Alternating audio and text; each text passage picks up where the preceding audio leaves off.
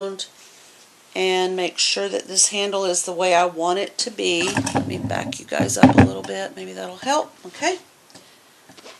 So when I'm holding the bag, that's how I want this handle to feel.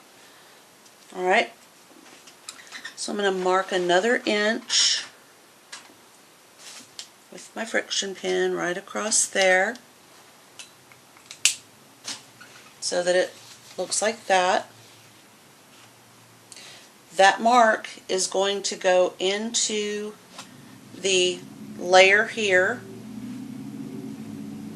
The outer edge of this side of the handle is going to line up with that dot on the fabric right there. Let me see if I can bring it around. So right there is that dot, the outer edge, and then this little line right here is going to be encased. So it's lined up right there like that. And then I'm going to pin it carefully, holding everything in place horizontally. Okay, so that handle is ready to go. Flip the bag over and then do the exact same thing with handle number 2. Okay, so from the bottom edge, making sure that the handles are lined up like they're supposed to be, I'm going to measure in 4 inches from the side seam.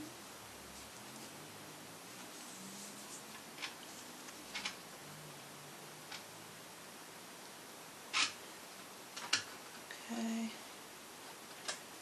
need to make a dot there with the friction pin.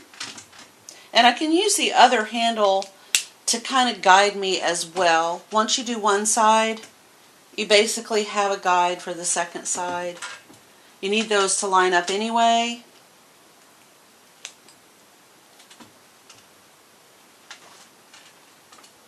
Okay. And then 1 inch up from the bottom edge, the raw edge of your handle, make a mark with a friction pin or a piece of chalk, and remember to keep your handle untwisted.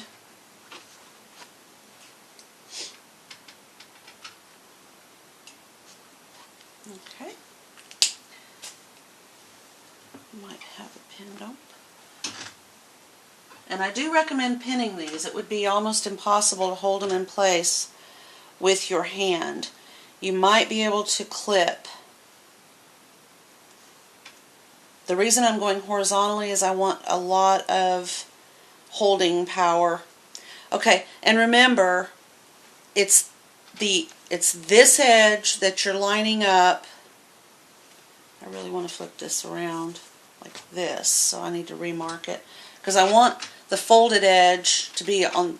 I want the folded edge of this one and this one to match up, and the other edge, the 2 folded pieces, to match up. I want them to be the same, is what I'm trying to say. So I need to remark on the proper side.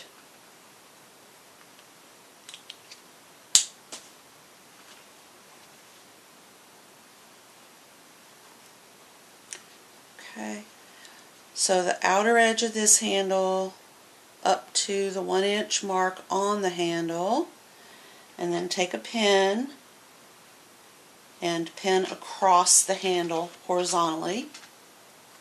Make sure we're not twisted. We look good. I need to remark this at 1 inch. Okay.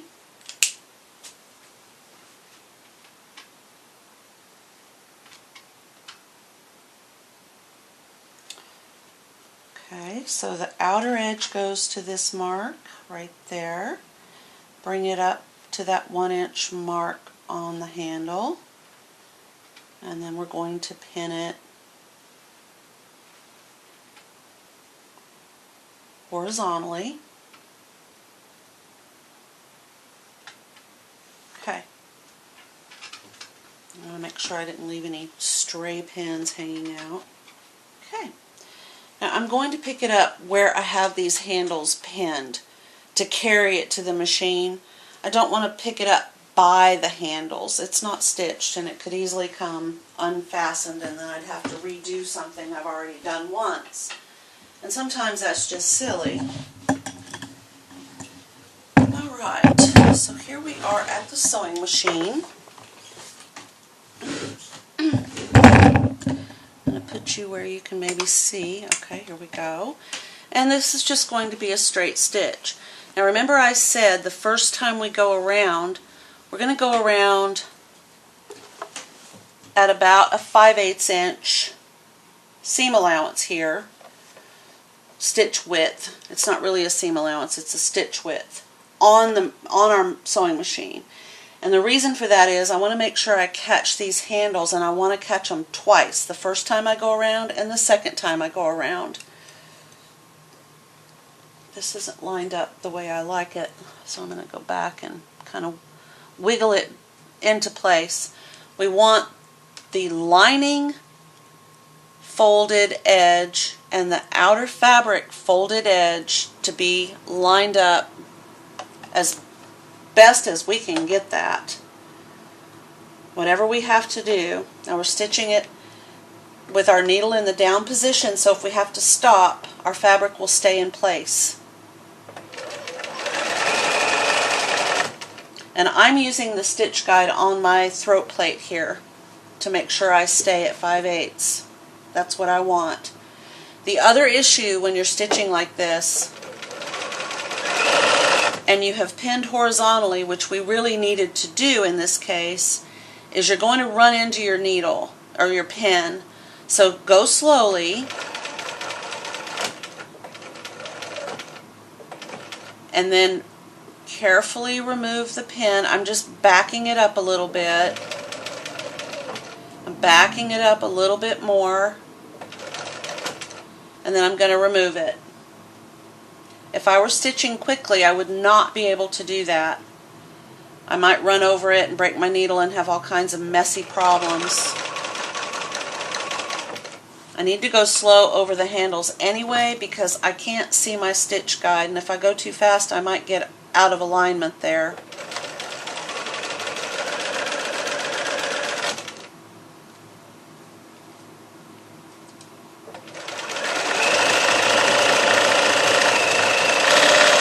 Okay, I'm coming up to that second handle, so I'm going to make sure I'm all lined up like I should be, and I'm watching this pin that's inserted in my fabric. Okay, make sure my handle is straight.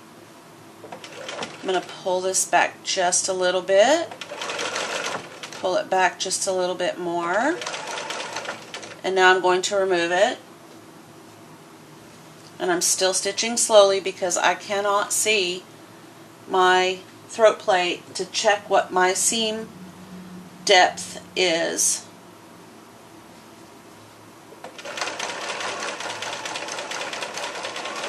Okay.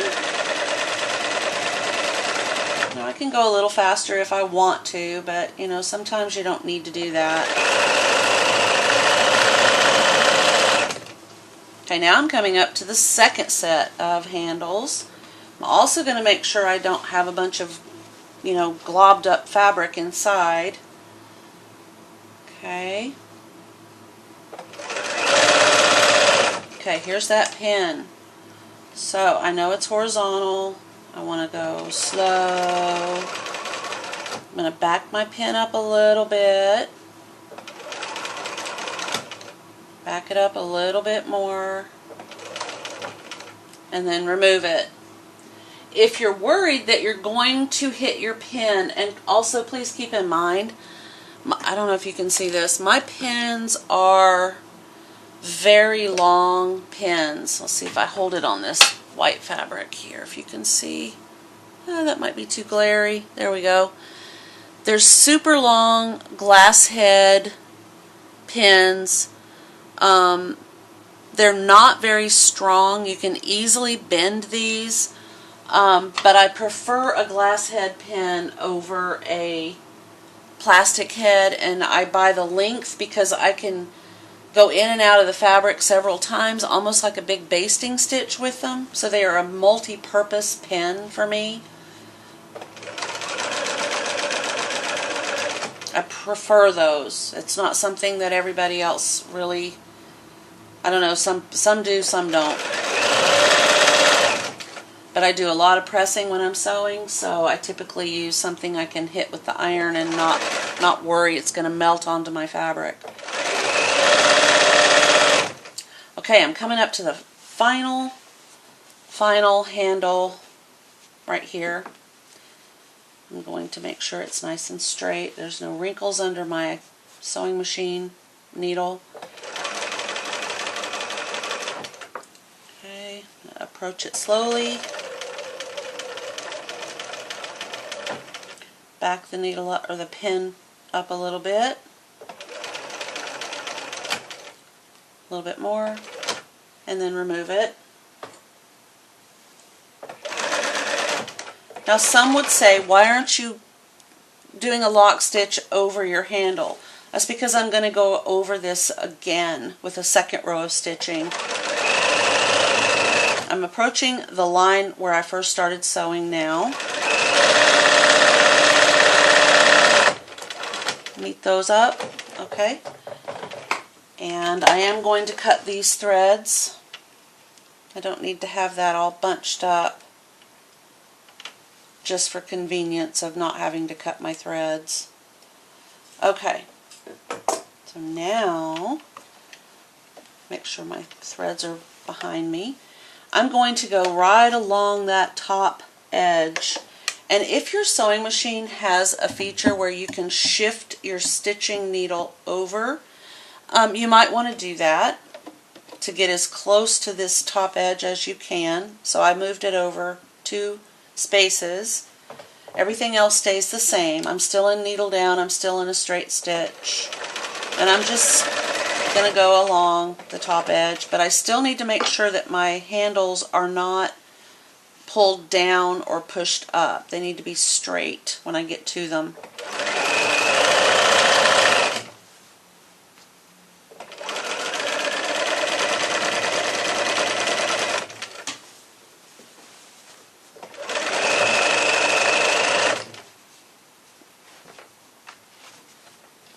There we go. And once again, I need to make sure this handle is straight.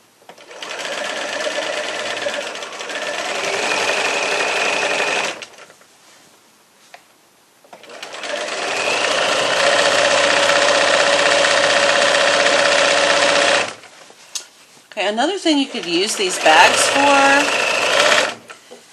is for class. If you have a painting class or a sewing class or a quilting class, that'd be a great option.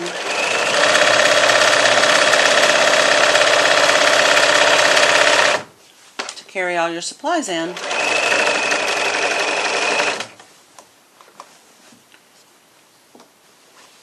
Again, I'm making sure I don't have anything other than what I want under my sewing machine foot.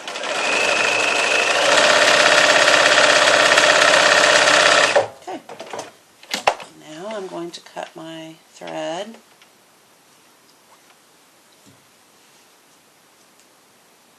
The little edge is trimmed off.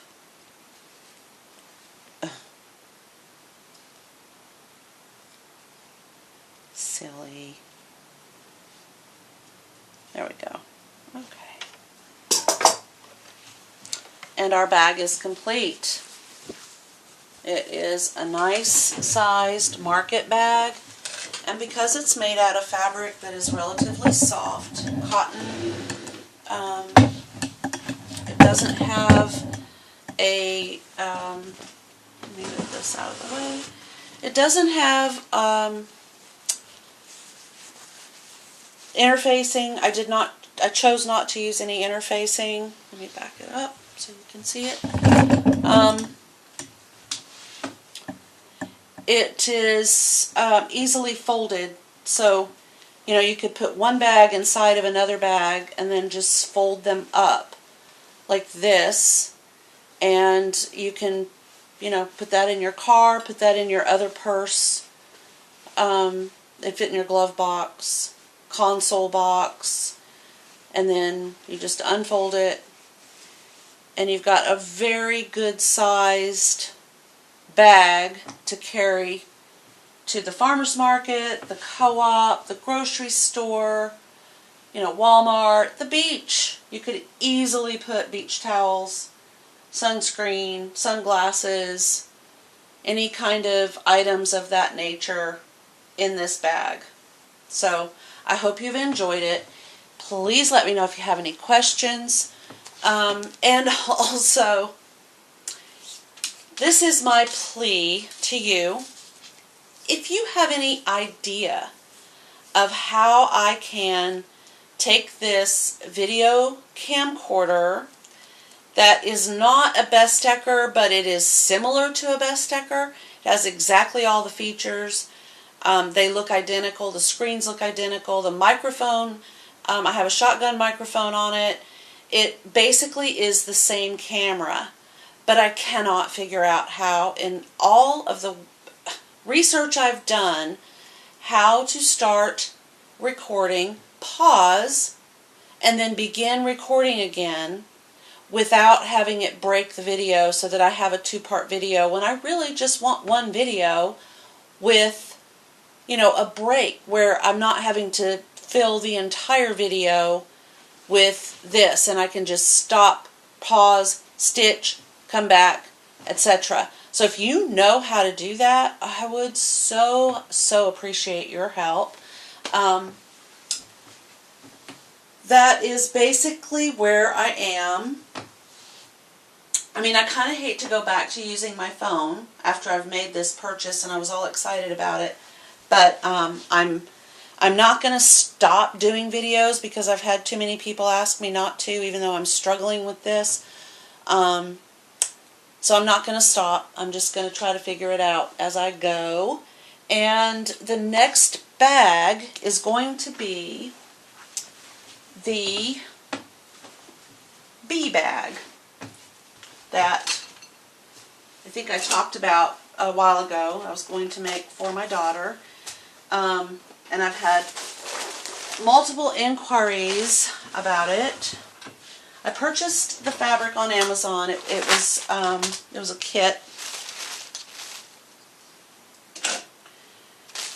Well, it wasn't a kit. It was a selection of fabrics, a colorway, so to speak. I've got most of it cut out.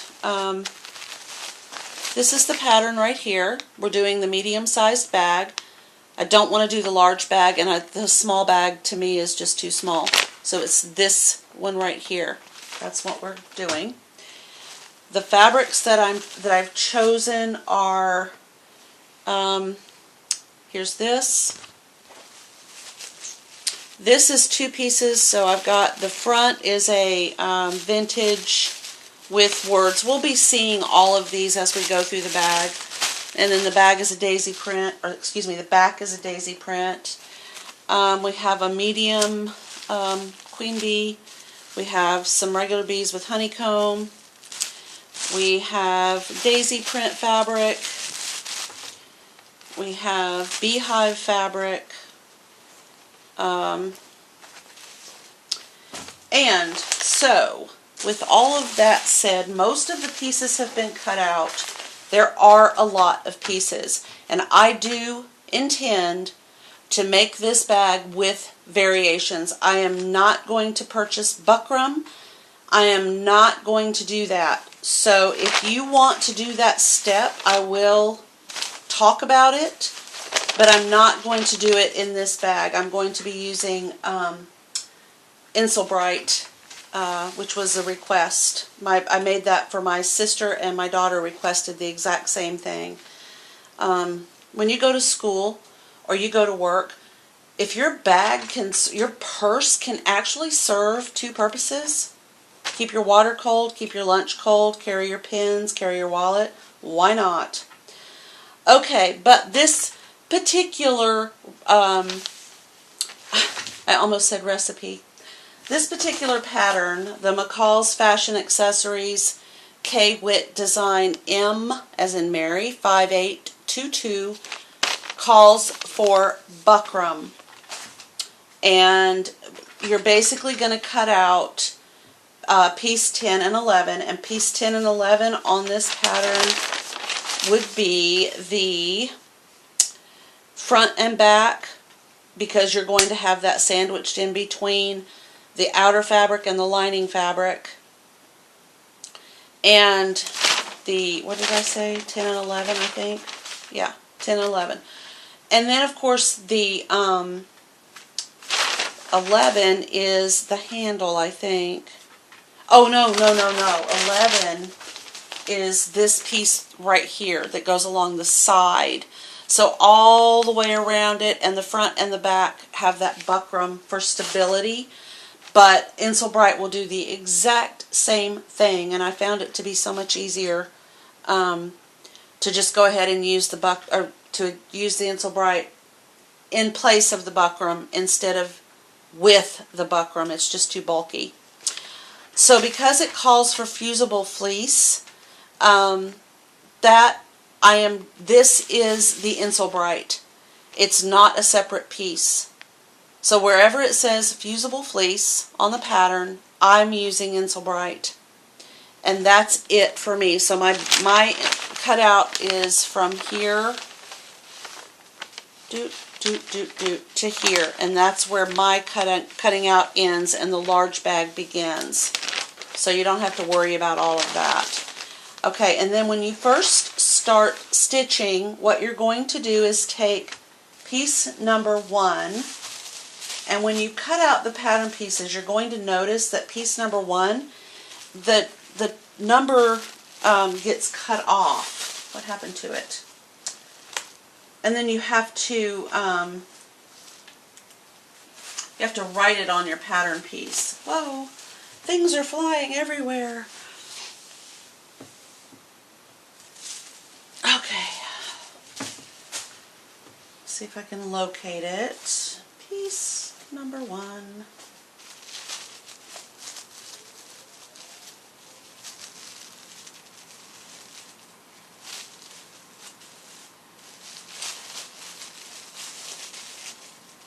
Oh, that's right. That's right. My piece number 1 is actually piece number 9, because they're showing us the instructions in the small bag. So the small bag is going to have different numbers. So for us, piece number 9 is the very first thing that we're going to work on. And you do have to make your notes on your pattern piece. It literally looks like this with nothing on it.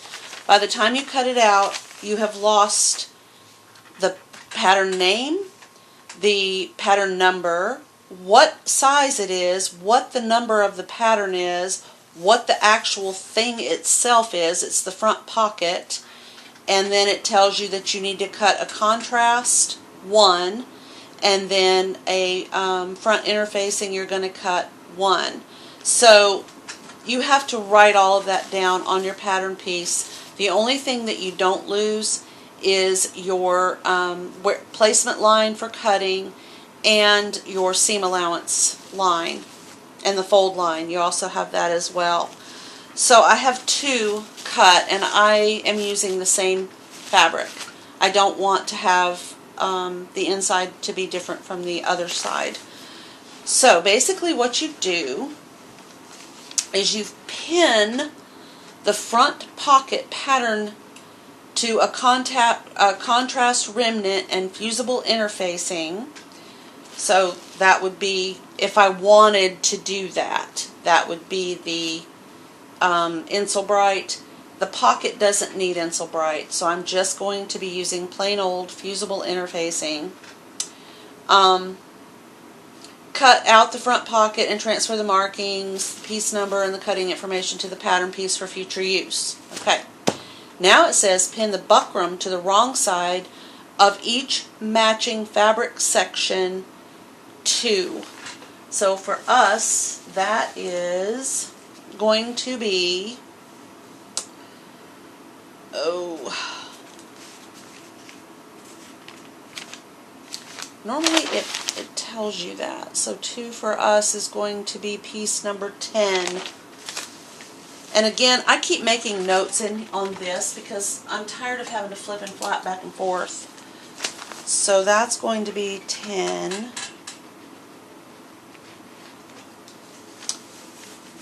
And 4 for me.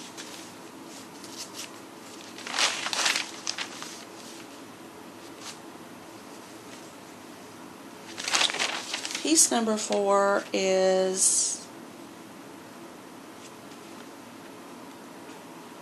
the side right there.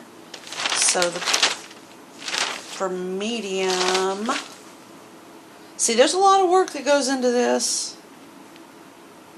For the medium, it's going to be piece 8 and 11. So number 4 is 8. Right? Okay.